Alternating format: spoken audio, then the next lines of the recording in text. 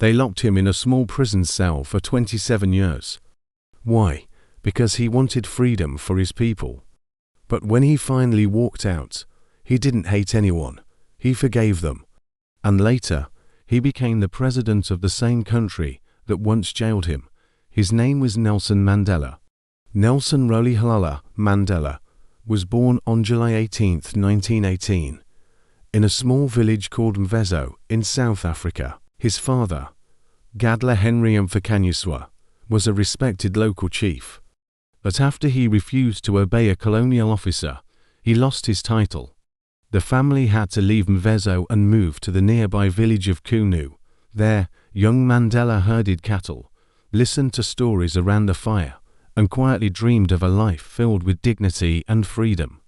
Mandela was the first in his family to go to school. At his missionary school, a teacher gave him the English name Nelson. He later studied at Fort Hare University, one of the few places where black students could learn. But when he joined a student protest, he was suspended. He refused to apologize and left the school. He moved to Johannesburg, worked small jobs as a guard and a clerk, and later studied law at the University of the Witwatersrand. The more he saw the world, the more he realized South Africa needed change.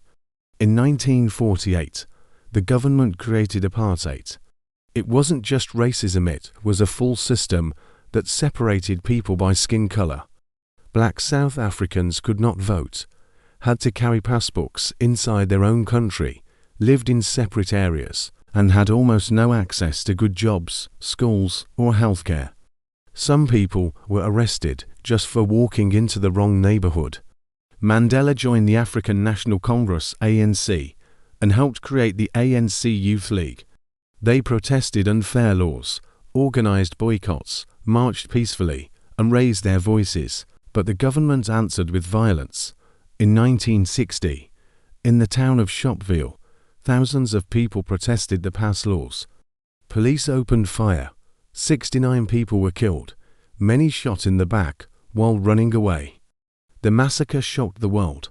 The government banned the ANC, arrested thousands, and declared a state of emergency. Mandela went into hiding. He realized peaceful protest alone was no longer enough.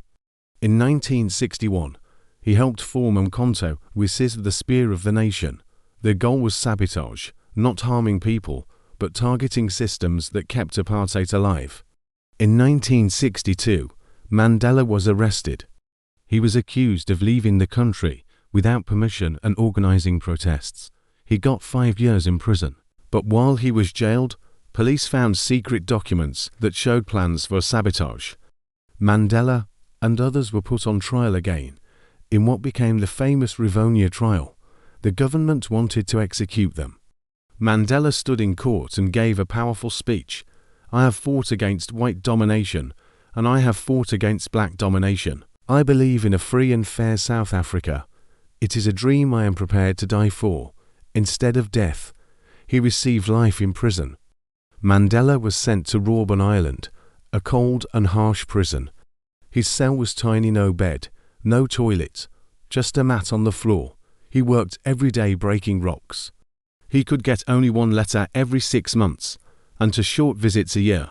When his mother died, and later when his son passed away, he wasn't allowed to attend their funerals. Still, he stayed strong. He studied, taught other prisoners, and even learned Afrikaans, the language of the guards. Over time, some guards began to respect him. After 18 years on Robben Island, he was moved to other prisons, first Pollsmoor, then Victor Verster. But by then, his name was known around the world. Millions demanded his freedom. The government offered to release him if he gave up the struggle. Mandela refused. "I cannot be free while my people are still not free," he said. Finally, on February 11, 1990, after 27 long years, Mandela walked out of prison at the age of 71. The world watched, crowds cheered. Mandela spoke calmly. "I stand here as a humble servant of the people." He did not ask for revenge. He asked for peace, unity, and a future for all. But South Africa was still under apartheid. From 1990 to 1993, Mandela and President F.W. de Klerk held long negotiations. There were protests, fear, and even threats of civil war. Mandela stayed calm. He wanted a country where everyone had the right to vote. Finally, apartheid was abolished. In 1994, South Africa held its first democratic election. For the first time, every citizen, black, white, rich, poor, could vote. People stood in line 4 hours. Many cried as they voted for the first time. On May 10, 1994, Nelson Mandela became the first black president of South Africa. He led with humility. He even welcomed former enemies into the new government. He chose forgiveness instead of anger. In 1995, during the Rugby World Cup, Mandela used the sport once seen as a symbol of white power to unite the nation. Wearing the green Springbok jersey, he handed the trophy to the white captain, from Kwapina. The crowd chanted his name. It was a moment of healing. Mandela served only 1 term. He believed true leaders know when to step aside.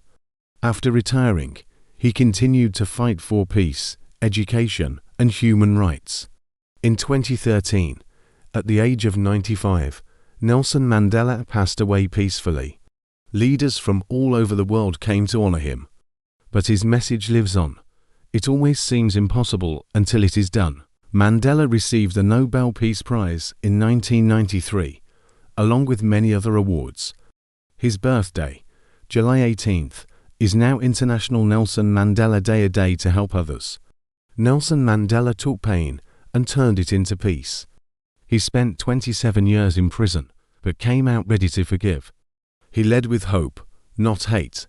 This was the powerful journey of Nelson Mandela.